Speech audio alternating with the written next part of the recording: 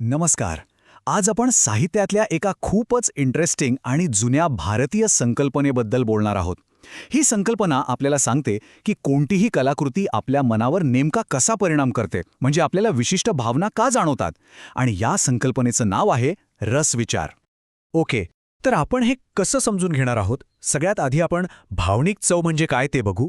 मग त्याच्यामागचा सिद्धांत काय आहे, त्यानंतर ते 9 मुख्य रस कोणते आहेत, आणि सगळ्यात शेवटी की ही एवढी जुनी संकल्पना आजही इतकी महत्त्वाची का आहे यावर बोलू. चला सुरुवात करूया आपल्या पहिल्या भागापासून, साहित्याची भावनिक चव. कधी विचार केलाय का की ज्या कथा आपल्याला रडवतात, घाबरवतात किंवा एकदम अंगावर काटा आणतात, त्या आपल्याला आवडतात का? म्हणजे बघा, एखादा दुःखद सिनेमा पाहून डोळ्यात पाणी येतं, तरीही आपण तो पूर्ण बघतो. असं का होतं? याच प्रश्नाचं उत्तर एका फार जुन्या भारतीय संकल्पनेत दडलेलं आहे, आणि ती संकल्पना म्हणजे रसविचार. हे काही फक्त असं वाटणं नाहीये, तर यामागे एक संपूर्ण शास्त्र आहे. तर मग हा रसविचार नेमका काम कसा करतो? चला ह्याच्या मूळ सिद्धांताकडे वळूया आणि बघूया की कला आपल्या भावनांना कसं काय जागं करते. रस या शब्दाचा सरळ अर्थ काय, तर चव किंवा ज्यूस. पण साहित्यात याचा अर्थ थोडा वेगळा आहे. जसं एखाद्या फळाला स्वतःची एक चव असते, गोड, आंबट, तशीच प्रत्येक कलाकृतीची, मग ती कथा असो, कविता असो किंवा चित्रपट, तिची एक भावनिक चव असते. आणि याच भावनिक चवीला रस म्हटलं जातं. ही भावना निर्माण होण्याची प्रक्रिया, जिला रसनिष्पत्ती म्हणतात, ती खूपच रंजक आहे. बघा, आपल्या प्रत्येकाच्या आतना काही भावना कायमच्या असतात, म्हणजे त्या सुप्त अवस्थेत असतात. जसं की प्रेम, दुःख, राग यांना म्हणतात स्थायी भाव. मग जेव्हा आपण एखादी कलाकृती बघतो, म्हणजे समजा एखादं पात्र, एखादं दृश्य किंवा एखादी ओळ, तर तो एक ट्रिगर किंवा विभाव म्हणून काम करतो.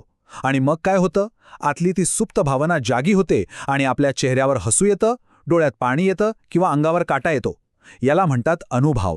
म्हणजे कला नवीन भावना नाही तयार करत, तर आपल्या आतल्याच भावनांना ती फक्त जागं करते. तर मग या मुख्य भावनिक चवी किंवा हे रस आहेत तरी कोणते? भारतीय साहित्यशास्त्रानुसार असे एकूण 9 मुख्य रस आहेत, ज्यांना नवरस असं म्हटलं जातं. चला त्यांची ओळख करून घेऊया. आणि या नवरसांपैकी सगळ्यात पहिला आणि प्रसिद्ध रस म्हणजे शृंगार रस. नावातच आहे, हा आहे प्रेमाचा आणि आकर्षणाचा स्वाद. या रसाचा जो स्थायी भाव आहे, म्हणजे आपल्या आत असलेली मूळ भावना, ती आहे रती, म्हणजेच प्रेम किंवा आकर्षण. आणि जेव्हा एखाद्या कलाकृतीत आपल्याला 2 व्यक्तींमधलं प्रेम, त्यांच्या भेटीची ओढ किंवा त्यांचा विरहाचं दुःख दिसतं, तेव्हा हा रस जागा होतो. उदाहरणार्थ ही ओळ ऐका. डोळे हे जुलमी घडे, रोखुनी मज पाहू नका. ऐकतानाच मनात जी एक प्रेमाची भावना येते ना, तोच हा शृंगार रस. किंवा समजा सैराट बघताना आपल्याला आर्ची आणि परशाबद्दल जे प्रेम वाटतं, तो अनुभव म्हणजे शृंगार रसाचाच अनुभव.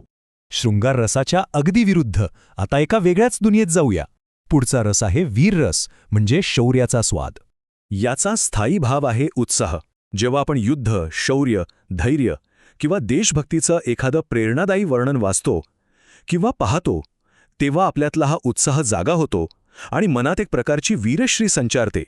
जसं की गर्जा महाराष्ट्र माझा, जय जय महाराष्ट्र माझा, हे ऐकल्यावर जी ऊर्जा आणि अभिमान वाटतो ना, तोच हा वीर रस. किंवा तान्हाजी सिनेमा बघताना सुभेदारांचं शौर्य पाहून आपल्या अंगावर जो काटा येतो, तो वीर रसाचाच अनुभव आहे. बघा, कला आपल्याला एका बाजूला शौर्याच्या शिखरावर नेते, तर दुसऱ्या बाजूला दुःखाच्या खोल दरीतही घेऊन जाऊ शकते. आणि येथेच आपल्याला भेटतो करुण रस. याचा स्थायी भाव आहे शोक, म्हणजेच दुःख. जेव्हा आपण दुःख, एखाद्या जवळच्या व्यक्तीचा मृत्यू किंवा मोठं संकट यांचं वर्णन ऐकतो किंवा पाहतो, तेव्हा आपल्या मनात दडलेला हा शोक जागा होतो आणि करुण रसाची निर्मिती होते. उदाहरणार्थ या ओळी ऐका. आई म्हणून कोणी आईस हाक मारी, ती हाक येई कानी, मज होय शोककारी. या ओळींमधली वेदना थेट काळजाला भिडते.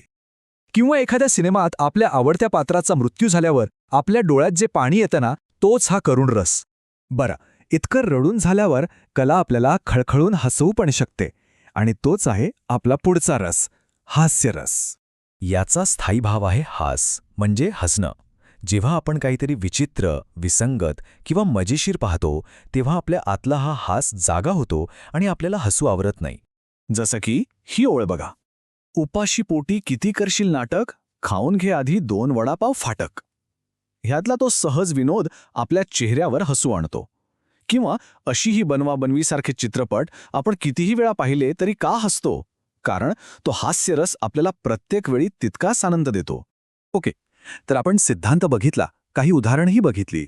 पण या सगळ्याचा उपयोग काय? म्हणजे रसविचार ही संकल्पना आजच्या काळात इतकी महत्वाची का आहे? तर इथे बघा, हे आहेत ते संपूर्ण नवरस.